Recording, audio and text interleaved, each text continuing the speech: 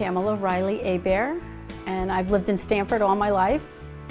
I paint and create, and everything I seem to touch is about the marine life. I just can't stop picking things up off the beach, and a piece of wood that has a knot on the end that's been tossed by the waves is just so beautiful. And I've collected and collected until you have to do something with them. You don't want them to just sit there and not be enjoyed.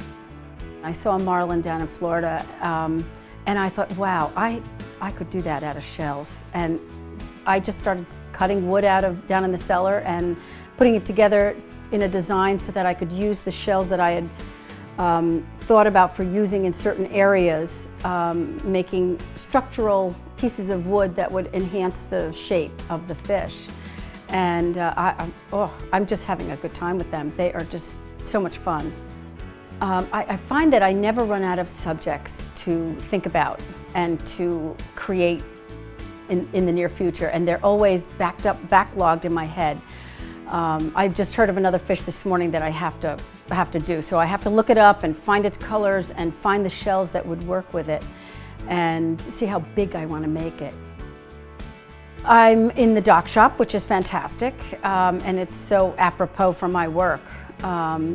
And a lot of it is word of mouth. If I post something or if I have a show at my house, people come in and then they tell their friends, and next thing I know, more people are dropping in or stopping by or calling me up. So it's a lot of word of mouth, and I think that's about all I can take. I think it takes me so long to do a fish. And even a painting sometimes a little faster, but it takes so long to do a fish. I first have to cut it out of wood and imagine how shells are going to work on it, and then and it's trial and error. So I'll leave it for a day or two to look at it again and see if it's working or coming together properly. Whereas a painting, I can just put the paint on. I know where I'm going with it. But a fish takes a lot of time. The materials are all different. They're all different colors. They're all different shapes.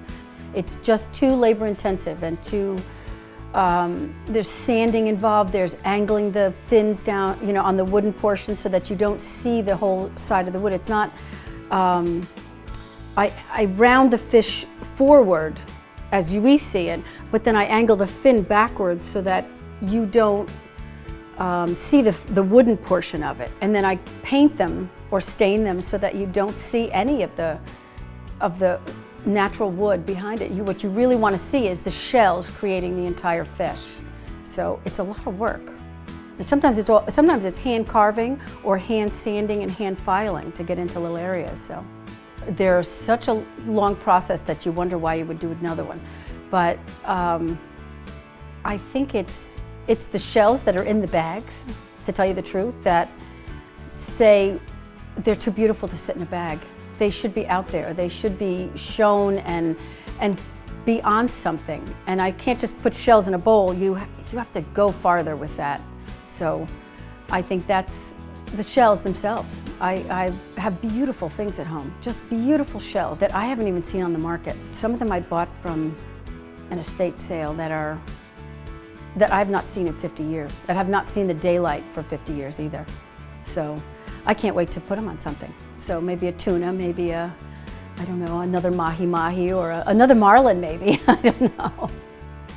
I hope that every day when they see the piece hanging on their wall that there's a smile on their face and they appreciate the beauty of each piece that went into it and my time to do it. I mean, it's a labor-intensive job to make a fish, big or small.